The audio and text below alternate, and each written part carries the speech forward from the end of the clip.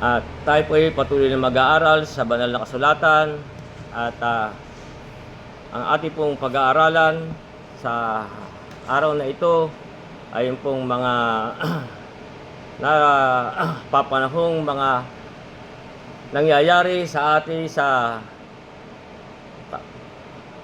kapanahonang ito na marami nga pong nagsasabi na pagulo ang mundo, pasama na ng pasama ang tao. Pero tayong maririnig na malapit na ba ang katapusan ng sanlibutan at darating na ba ang ating Panginoon? Tayo ba'y nasa huling araw na? At tayo na ba ang dinatnan ng katapusan ng panahon? At ito po namang mga tanong na ito po naman ay tinanong na rin ng mga alagad noong pa man sa ating Panginoong Kristo na kung kailan nung ipakita po sa kanila ang gusali ng mga templo na sinabi ng ating Panginoon na walang maiiwang isang bato sa ibabaw ng isang bato na hindi ibabagsak. Kaya ang mga alagad po ay nagtanong sa ating Panginoon na kailan nga ba mangyayari ang mga bagay na ito. Kaya mas maganda po ay ating basahin na lang sa banal na kasulatan ang mga talatang ito dito po sa Mateo Kapitulo 24 para po nating malaman kung malapit na nga ba at darating na nga ba ang wakas at ang katapusan ng sanlibutan at ang pagdating ng ating Panginoon. Dito po ay pangunahan ko po magbasa at sundan lang inyo ko sa inyong mga banal na kasulatan. Dito po sa 24 talatang 1, dito po sinasabi, at lumabas si Jesus sa templo at pagyaon sa kanyang lakad ay nagsilapit sa kanya ang kanyang mga alagad upang sa kanya ipamalas ang gusali ng templo. Tatapos siya ay sumagot sa kanila sinabi, hindi ba ganyo nakikita ang lahat ng mga bagay na ito? Katotohanang sinasabi ko sa inyo, dito'y walang maiiwang isang bato sa ibabaw ng ibang bato na hindi ibabagsak. Lahat po ng ginawa ng tao na yung mga ganyang mga istruktura, yan po lahat ay ibabagsak. Sa 3, samantalang siya'y nakaupo sa bundok ng Ulibo, ay nagsilapit sa kanya ng bukod ang mga alagad na nagsipagsabi, sabihin mo sa amin, kailan mangyayari ang mga bagay na ito? Ito po ang unang tanong ng mga alagad, kailan mangyayari ang mga bagay na ito? Ano ang magiging tanda ng iyong pagparito? Iyon po ang pangalawang tanong. At ang pangatlo po ay at ang katapusan ng sanlibutan. Yun po ay matagal na rin tanong. Kaya dito po ay marami nating narinig sa ating maging sa mga mainstream media, social media.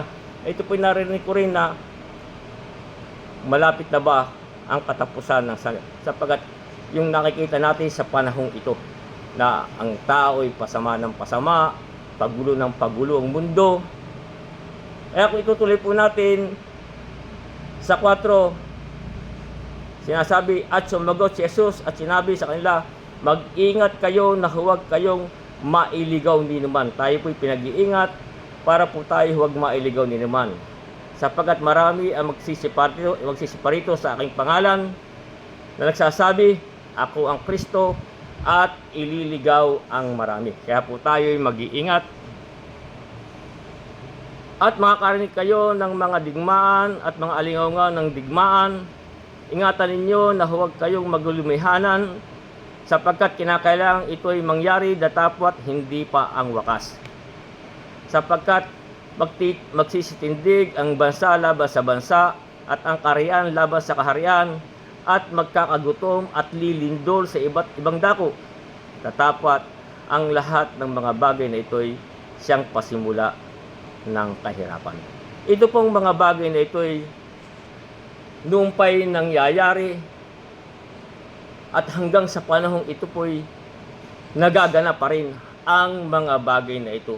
Sapagkat ito pong mga bagay na ito ay sinabi na ni Daniel sa kanyang sulat na hanggang sa wakas ay magkakaroon ng digma. Kaya kung ating pong titingnan sa aklat ni Daniel sa kapitulo 9, ay sinasabi po dito sa kapitulo 9 talatang 26 ay ganito: at pagkatapos ng 62 linggo, mahihiwalay ang pinahiran at mawawala ng anuman, at gigibain ang bayan at ang santuaryo ng mga tao ng prinsipeng darating. Ang wakas niyaon ay sa pamamagitan ng baha. At po niyo, kahit saan po, kahit po ang mga bansang hindi binabaha sa panahong ito po'y binabaha na. Kaya nga sabi, ang wakas niyaon ay sa pamamagitan ng baha, hanggang sa wakas ay magkakaroon ng digma. Yan po mga digma na yan na nangyayari sa atin, ay yan po'y hanggang sa panahon na ng wakas. Mga pagkasira ay ipinasya na. Nakapasya na po ang lahat ng mga bagay na iyan na mangyayari sa sanlibutan. Kaya ang sabi pa rin dito sa aklat ni Lucas sa kanyang sulat, na ganyan din po ang sinasabi sa Lucas 21:9, sinasabi, at pagka kayo nakarinig ng mga digmaan at mga kaguluhan, ay huwag kayong mga sindak, sapagkat kinakailangan mangyari muna ang mga bagay ito. Dapat po mangyari muna ang mga bagay na ito. Datapwat hindi pa malapit ang wakas. Na magagay sinabi niya sa kanila, magtitindig ang isang bansa laban sa bansa at ang isang kaharian laban sa kaharian. Magkakaroon ng malalakas na lindol. Kaya po ito, hindi na po titigil yan. Sa iba't ibang dako, magkakagutom, magkakasalot. Magkakaroon ng mga bagay na kakilakilabot at mga dakilang tanda mula sa langit. Kaya po, ito pong mga hula na ito na sinabi ng ating Panginoon, ito po'y nangyayari na noon, nangyayari pa ngayon. Ito po'y, kaya nga po sinabi ni Daniel, hanggang sa wakas. Kaya kung nangyayari na po ang mga bagay na yan, ano po ang sinabi naman dito sa Ebanghelyo ni Marcos sa kapitulo 13 sa talatang 29, ang sabi nga po niya dito, gayon din naman kayo, pag nakita ninyong nangyari ang mga bagay na ito, talastasin ninyo na siya'y malapit na nasa mga pintuan. Yan po mga bagay. Kaya sabi, kailangan mangyari muna. Pero nangyari na po. Halos po nang sinasabi tungkol sa kanyang pagparito ay nangyayari na po. Kaya sinabi, malapit na, siya'y nasa pintuan na lang. Tuloy po natin yung Mateo 24. Ulitin ko po yung 8, ituloy-tuloy natin. Kaya dito po sinasabi, datapwat ang lahat ng mga bagay ito ay pasimula ng kahirapan. Kung magkagayo, ibibigay kayo sa kapighatian, kayo'y papatayin, kayo'y kapupuutan ng lahat ng mga bansa dahil sa aking pangalan. At kung magkagayo, marami ang mga titisod, magkakanuluhan ang isa't isa, mga kakaapuutan ng isa't isa. Magsisibangon ang maraming bulaang propeta, at kanilang ililigaw ang marami. Talaga pong marami na pong bumangon na bulaan. Hanggang sa panahon po naman ito meron pa po silang mga buhay na propeta. Yung ibang mga kongregasyon, mga ibang sekta, sila po may hanggang sa panahon po ito, meron pa po silang mga bulaang propeta. Sa 12, dahil sa pagsagana ng katampalasanan, ang pag-ibig ng marami ay lalamig. Datapwat ang magtiis hanggang sa wakas ay siyang maliligtas. Ito pong susunod kong talatang babasahin ay pansinin po natin ito sa 24:14 nitong Mateo. Dito po sinasabi, at ipangangaral ang ebanghelyong ito ng kaharian sa buong sanlibutan sa pagpapatotoo sa lahat ng mga bansa, at kung magkagayoy darating ang wakas. Pag naipangaral na po ang ebanghelyo ng kaharian sa buong sanlibutan, ano po ang sabi? Kung magkagayoy darating ang wakas. Ito po ba'y nagaganap na sa panahon nating ito? Naipangaral na po ba ang ebanghelyo? Tandaan po natin yung sinabi ni Daniel sa kanyang sulat sa Kapitulo 12 ng Daniel,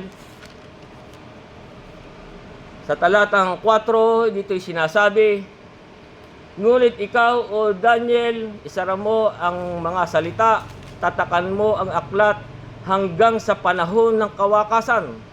Marami ang tatakbo ng parot parito at ang kaalaman ay lalago.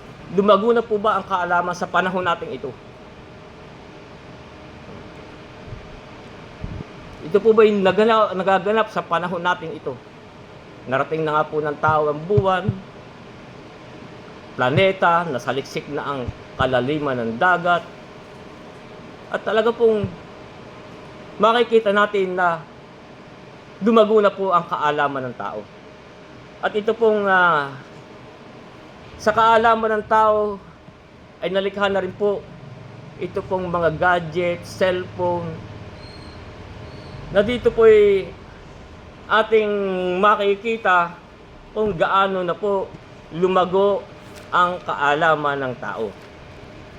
Para po masabi natin na yung 24:14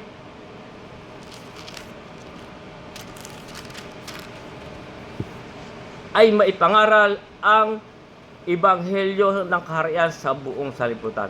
Sapagkat kung kayo'y titingin dito sa mga cellphone, gadget, may Facebook, may YouTube, at iba pang mga, dito po ay marami nang nangangaral ng salita ng Diyos. At lahat po ng mga bansa ay meron na rin ganito. Kaya kahit po ang mga bansang hindi pinapapasok ang aral ng ating Panginoon Kristo, ay ito po ay makakarating na. Sa pangapagitan po, may mga social media, mainstream media, at iba pong mga nagbablog tungkol po sa aral ng ebanghelyo. Kaya po ito ay nakakarating na sa buong sanlibutan. Kaya ang sabi, at ipangangaral ang ebanghelyong ito ng kaharian sa buong sanlibutan sa pagpapatotoo sa lahat ng mga bansa, kung magkagayoy darating ang wakas. Darating na po ba ang wakas? Isa pa pong talata, mga talata sa banal na kasulatan ang ating babasahin. Dito po sa aklat ni Timoteo, sa ikalawang Timoteo, para po nating maalaman kung tayo nga po ba ay malapit nang dumating ang wakas. Dito po sa ikalawang Timoteo, Kapitulo 3, babasahin ko po hanggang 6, hanggang 7, at inyo na po kung sundan sa inyong mga banal na kasulatan. Dito po ay sinasabi sa 3:1, datapwat alamin mo ito, sa mga huling araw ay darating ang panahong mapanganib. Tayo po ba ay nasa panahong mapanganib na sa panahong ito? Yan po ang mga katanungan. Kaya nga dito sabi, alamin mo sa mga huling araw. Tayo po ba ay nasa huling araw. Sapagkat ang sabi po sa talatang 2, ang mga tao ay magiging maibigin sa kanilang sarili. Natutupad na po ba, nagaganap na po ba ito sa panahon natin, itong kasalukuyan? Maibigin sa salapi. Naku po. Sapagkat ang salapi po ang ugat ng lahat ng uri ng kasamaan. Ito po ba ay nagaganap sa panahon natin ito? Mayayabang.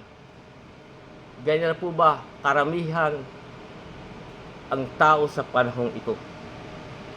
Mga mapagmalaki, mapagtungayaw.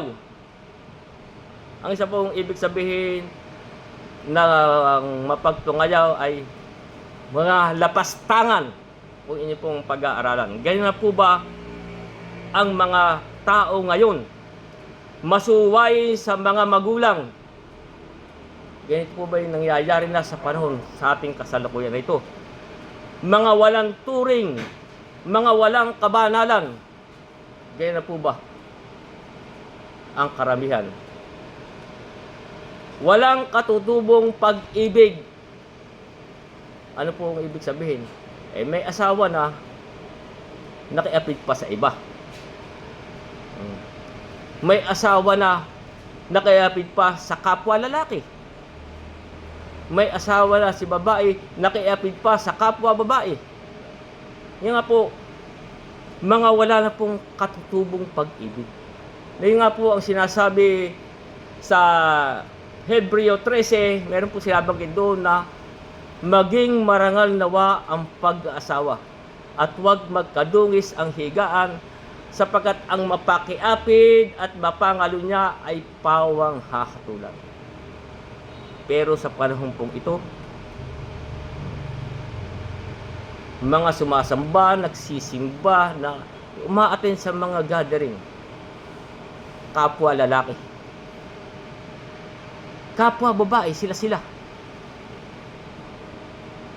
Pero ano ang sabi dito sa Roma Kapitulo 1, talatang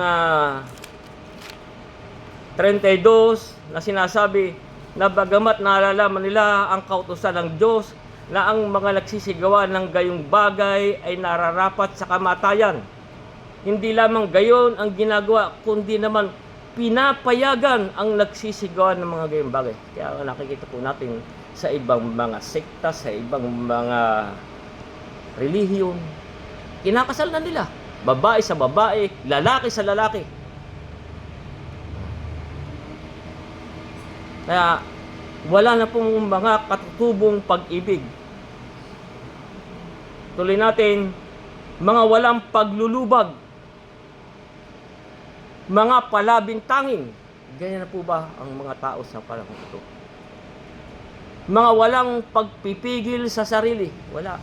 Marami na pong ganyan. Mga mabangis. Nakita po naman natin kung ano nangyayari sa iba't ibang dako. Merong minsan nasa mall na, basta lang mangrarat-rat ng kanilang mga armas, baril. Ganyan na po ang tao. Mga wala lang pagpipigil, mga mabangis. Hindi maibigin sa mabuti. Sa 4, mga lilo. Ano po ba ibig sabihin ng lilo? Mga trahidor. Kaya ang hirap na po tayong alala natin ay kasamahan natin. Kaya po tayo mag-iingat ng ating makakasama. Sapagkat may talata po sa banal na kasulatan, ang masamang kasama ay sumisira ng magandang ugali. Baka po ang ating makasama ay ganito. Kaya tayo po'y mag-iingat. Mga matitigas ang ulo, ay talaga po, kahit simula mga bata pa ngayon, matitigas na ulo. Habang tumatanda, habang tumanda na rin, matitigas na rin po ang ulo.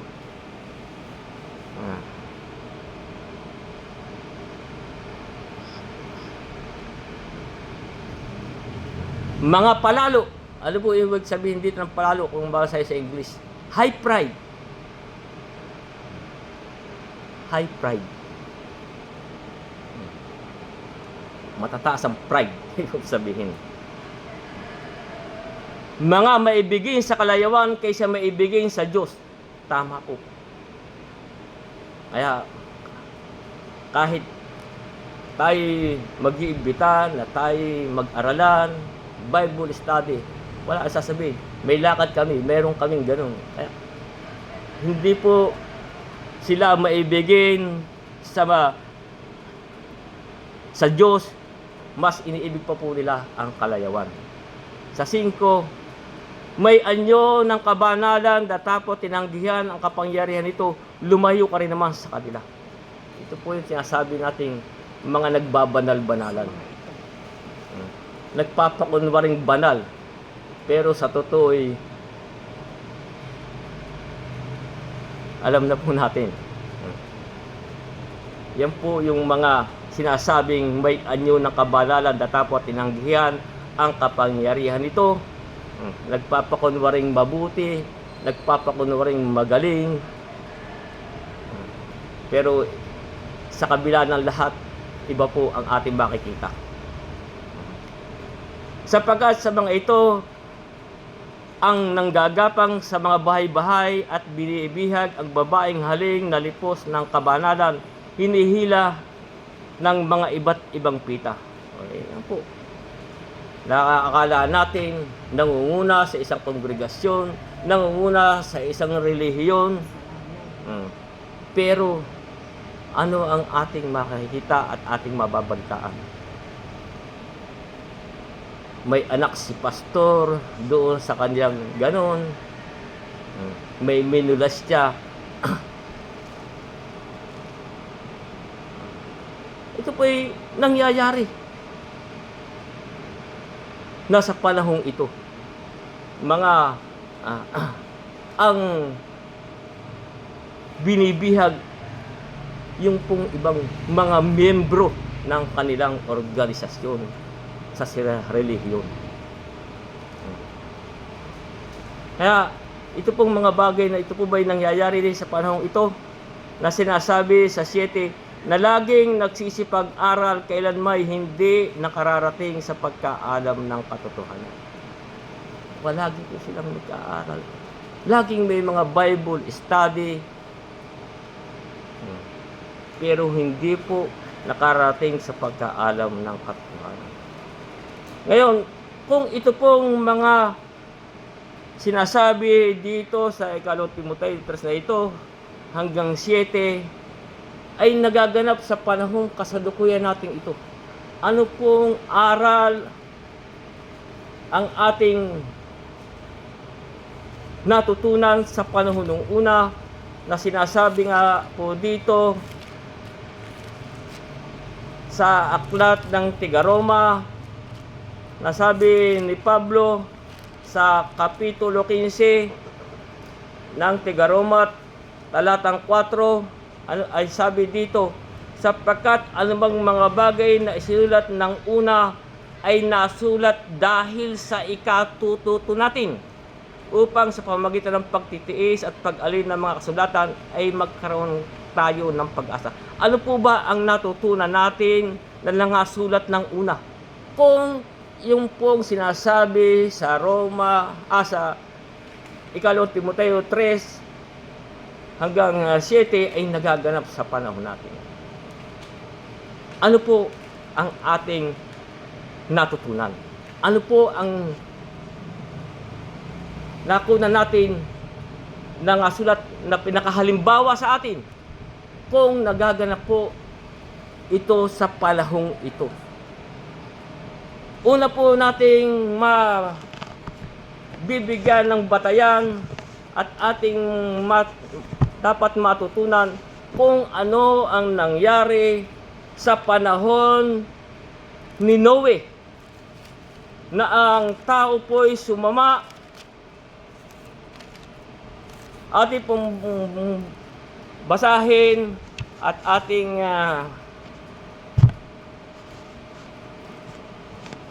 dito po sa Genesis kung ano po ang nangyari at ating natutunan ng panahon ng una sa ikatututo natin. Kung nagaganap po sa panahong ito yung nakasulat sa sa ikalawang Timoteo 3 hanggang 7 na ang tao po'y ganun na, sumama. Sabi nga po nila, pasama na daw po ng pasama ang tao. Dito po sa Genesis Kapitulo 6 ay ito po ang ating matututunan na kung ganyan na po ang nagaganap at naganap din po sa panahon ni Noe ay ganito. Sa 6:11 ng Genesis ay ganito sinasabi. At sumama ang lupa sa harap ng Diyos at ang lupa ay napuno ng karahasan. At tiningnan ng Diyos ang lupa at narito sumama sapagkat pinasama ng lahat ng tao ang kanilang paglakad sa ibabaw ng lupa. Kung ganyan na po ang nangyayari sa atin. At nangyayari sa katulad ng panahon ni Noe. Ano po ang sabi sa 13 ng Genesis? At sinabi ng Diyos kay Noe, ang wakas ng lahat ng tao ay dumating sa harap ko. Kung ganyan na po, ano po ang natutunan natin? Ang sabi po ng Diyos, ang wakas ng lahat ng tao ay dumating sa harap ko. Kung ganyan na po ba ang nangyayari sa panahon ito? At sumama na sumama.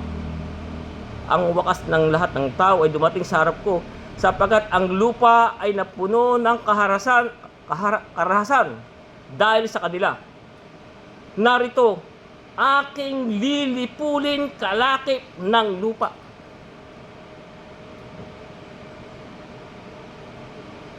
Kung yung pong naganap sa panahon ni Noe ay nagaganap sa panahon nating ito, ano po ang ating natutunan?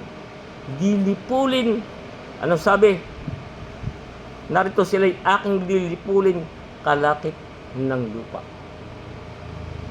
Isa pa pong ating matututunan, ano po ang nangyari sa Sodoma at Gomora? Bakit ginunaw ng Diyos ang Sodoma at Gomora?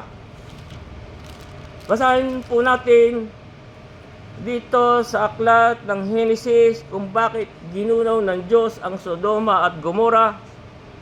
Sa Genesis 18 talatang 20, dito po sinasabi, at sinabi ng Panginoon, sapagkat ang sigaw ng Sodoma at Gomora ay malakas, sapagkat ang kasalanan nila ay napakalubha.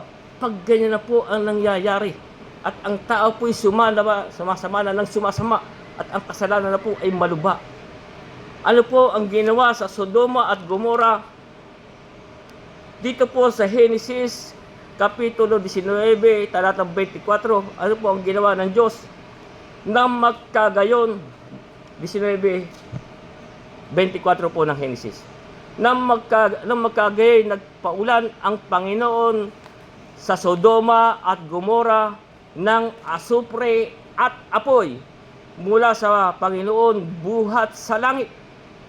At ginunaw niya ang mga bayang yaon at ang buong kapatagan at ang lahat ng nananahan sa bayang yaon at ang tumutubo sa lupang yaon. Tandaan po natin, kapag ganyan na po ang nangyayari, ano po ang ginagawa at mangyayari din sa atin? Sumama na po ang kasalanan ng Sodoma. Ginunaw niya. Ganon din po sa Genesis. Sapagkat ang lupa ay napuno ng kaharasan dahil sa kanila. Narito, sila'y lilipulin kalakip ng lupa. Meron din pong binabanggit si Ezekiel sa kanyang sulat sa Kapitulo 7.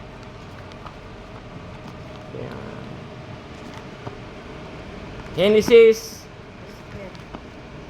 Ezekiel. Ezekiel po pala. Sa Kapitulo 7, sa talatang 3, din po sinabi ni Ezekiel. Babasahin po natin hanggang sa 7 at din po sinasabi ni Ezekiel. Gayon ang wakas ay sumasa iyo, at aking pararatingin ang aking galit sa iyo. Ganyan po pagka dumarating na po, at ganyan na po kasama ang tao. Hahatulan ka ayon sa iyong mga lakad, ipadadanas ko sa iyo ang lahat ng iyong kasuklam-suklam. At hindi ka patatawarin ng aking mata at kahabagan man kita. Kundi aking parurusahan ang iyong mga lakad at ang iyong kasuklam-suklam na gawa ay malilitaw at iyong malalaman na ako ang Panginoon. Ganito ang sabi ng Panginoong Diyos, ang kasamaan, ang tanging kasamaan narito'y dumarating. Ngayon po, kung may dumarating.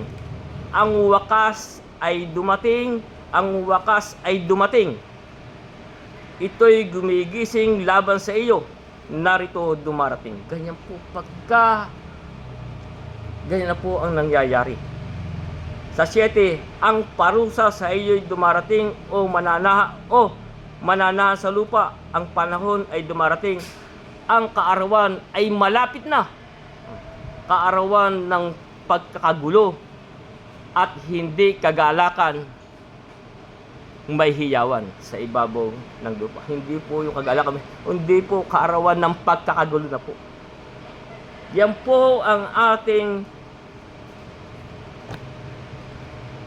dapat matutunan at tayo po'y makapaghanda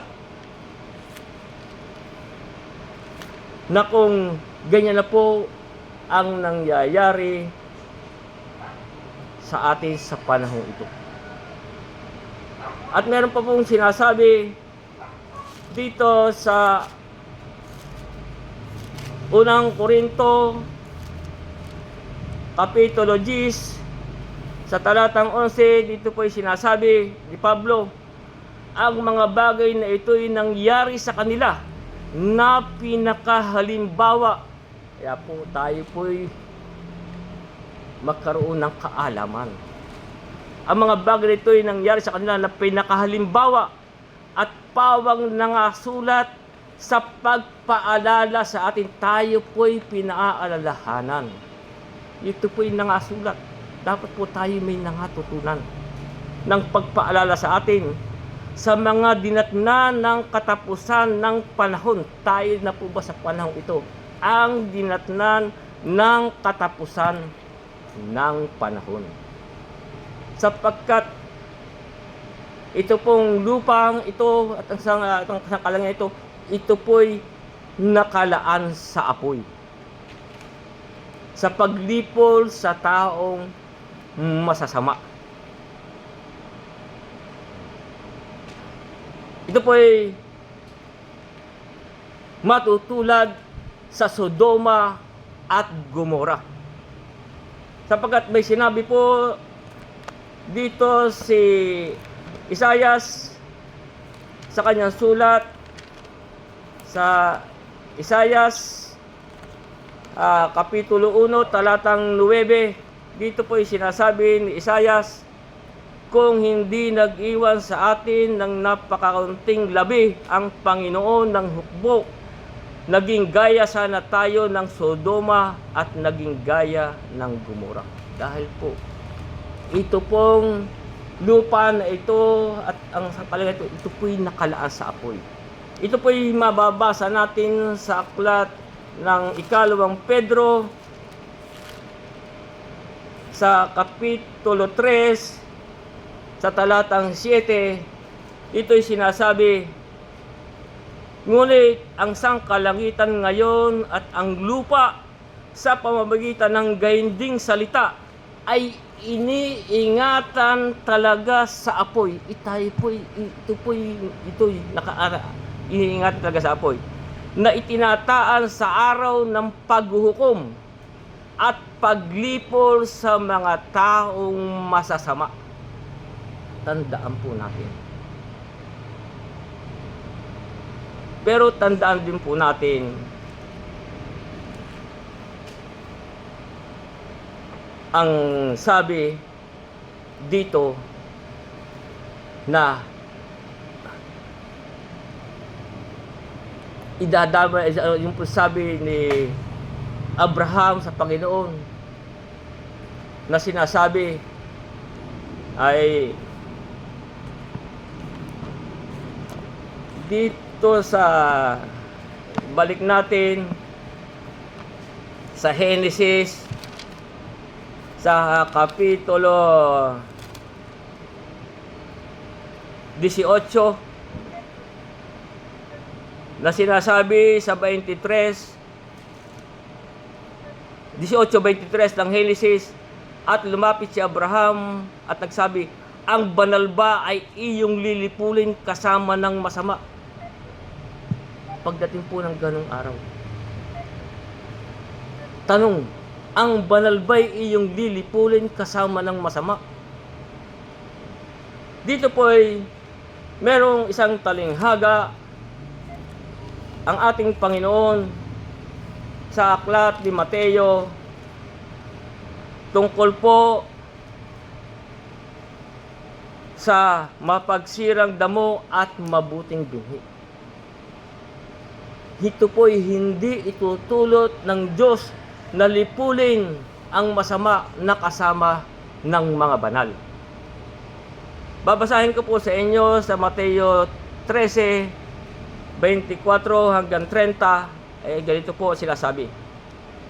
Sinaysay niya sa kaniya ang ibang talinghaga na sinasabi, ang kaharian ng langit ay tulad sa isang taong nagasik ng mabuting binhi sa kanyang bukid.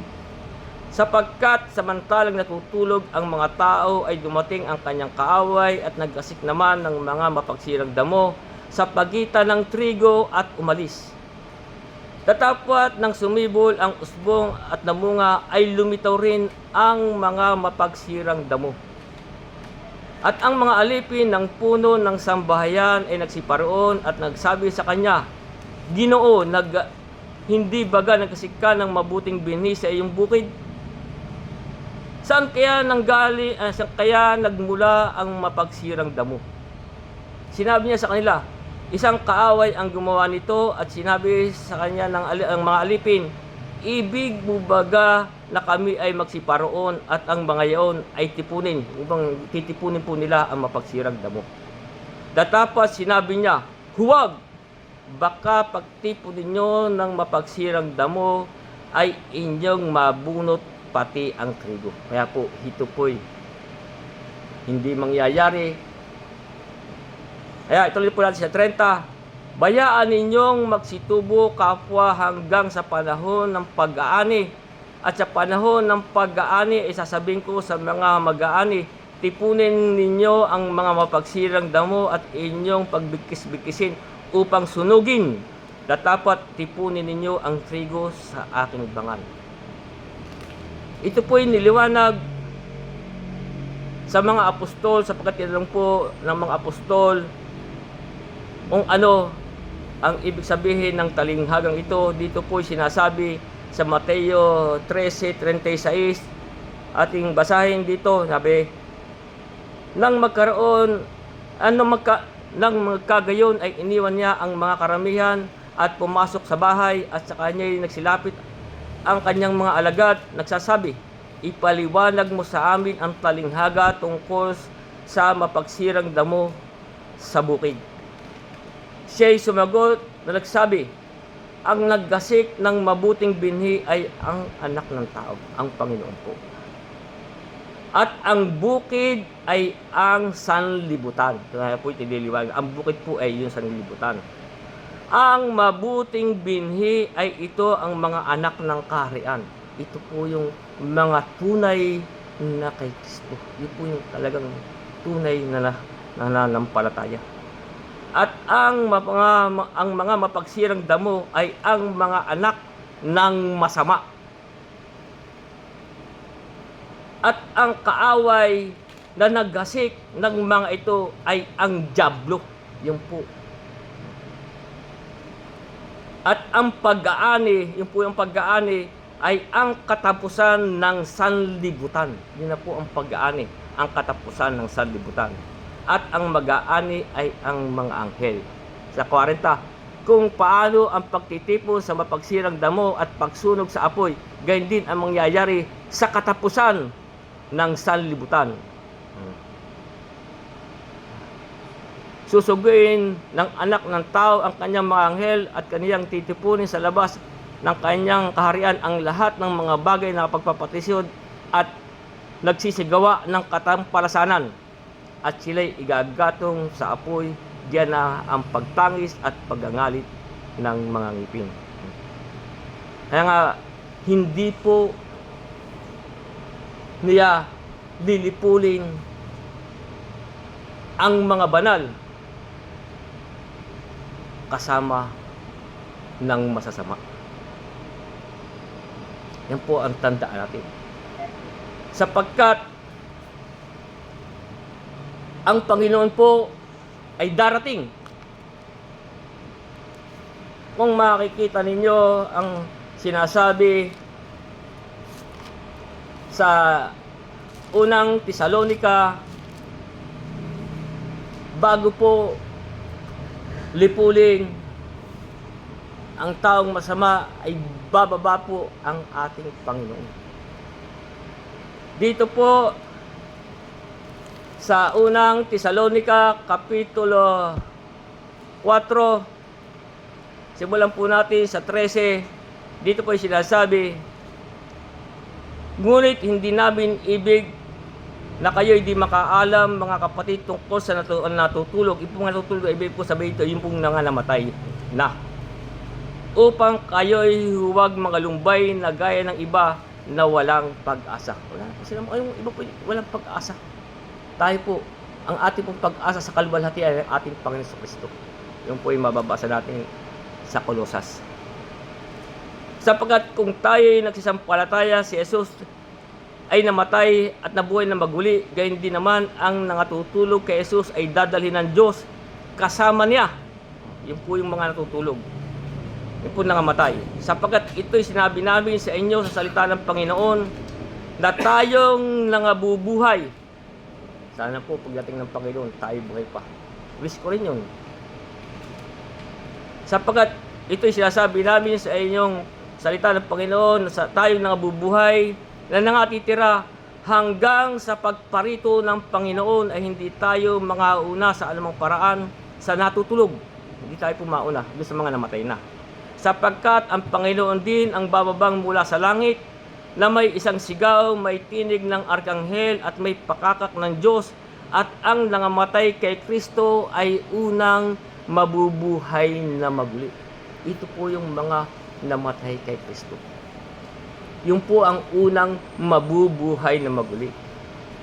Kung magkagayon, tayong nangabubuhay na natitira, kung dumating po ang Panginoon at tayo buhay, at tayo po'y nasabi, kung magkagayon, tayong nangabubuhay na natitira, ay aagawing kasama nila sa mga alapaap upang salubungin ang Panginoon sa hangin, at sa ganito'y sa Panginoon tayo magpakailanman. Kaya po, bago po lipulin ang taong masasama, ay aagawin po muna niya ang mga banal.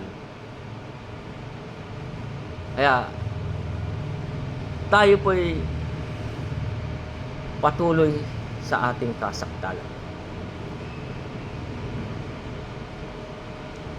Para po tayo huwag mapintasan na sinasabi nga dito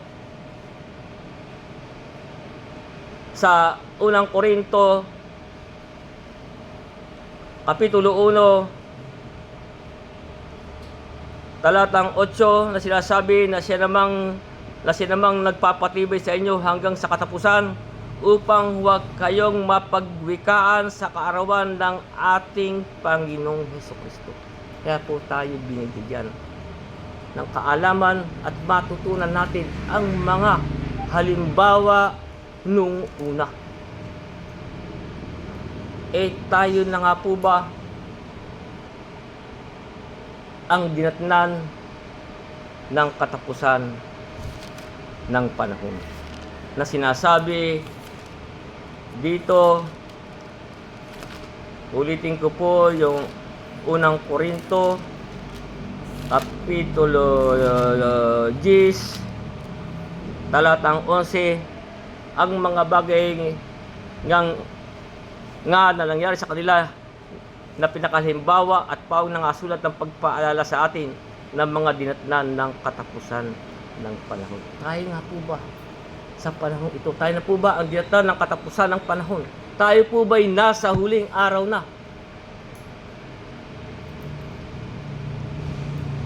Kung maaalala natin, ano po ang sinabi dito sa unang Pedro, sa Kapitulo 1, sa talata, simulan po natin sa talatang 18 hanggang 20, ganito po sinasabi. Na inyong nalalamang kay tinubos hindi ng mga bagay na nasisira ng pilak o ginto mula sa inyong walang kabuluhang paraan ng pamumuhay na ipinamana sa inyo ng inyong mga magulang, kundi ng mahalagang dugo gaya ng kordero, walang kapintasan at walang dungis, sa mga katulad bagay ang dugo ni Kristo, na nakilala ng una bago itatag ang sanlibutan. Ngunit, tandaan po na itong huli, ihinihayag sa mga huling panahon dahil sa inyo, dahil sa ating mga nagsampalataya.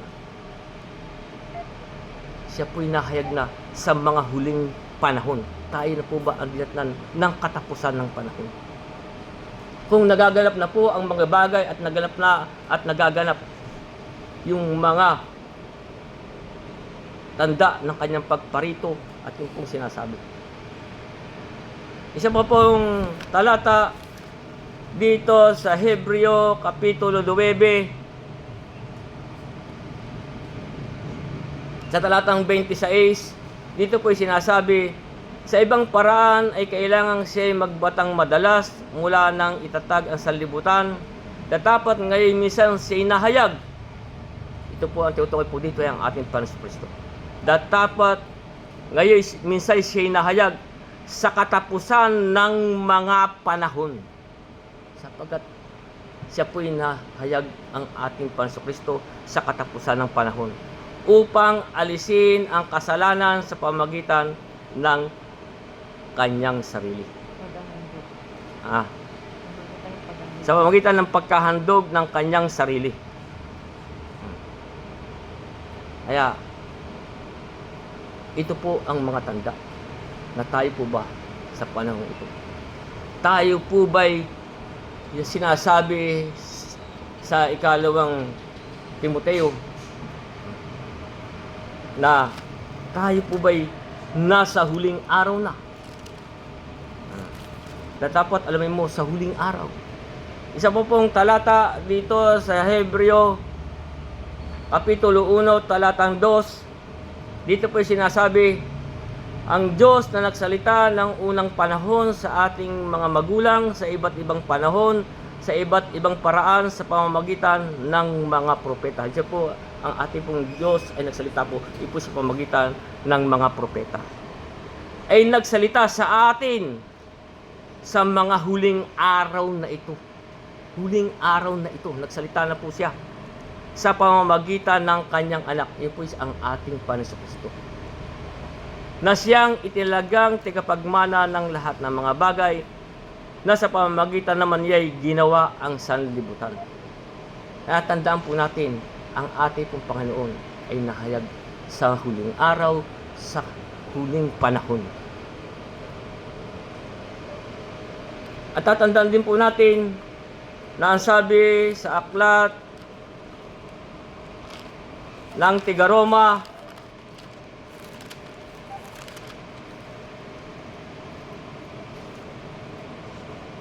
sa Roma Kapitulo 9, talatang 28, na sinabi dito ni Pablo, sapagkat isasagawa ng Panginoon ang kanyang salita sa lupa, tatapusin at paiikliin. Hindi na po ito.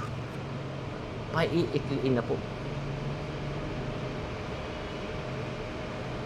Tatapusin po ito at paiikliin. Kaya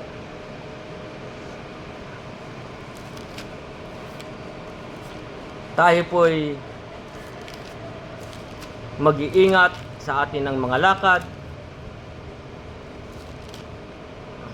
paglakad natin sa pananampalataya. Tatapusin na po ito at paiikliin.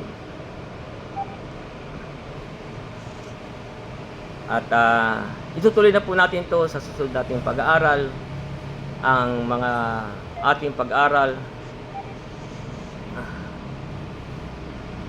at hanggang dito na po muna.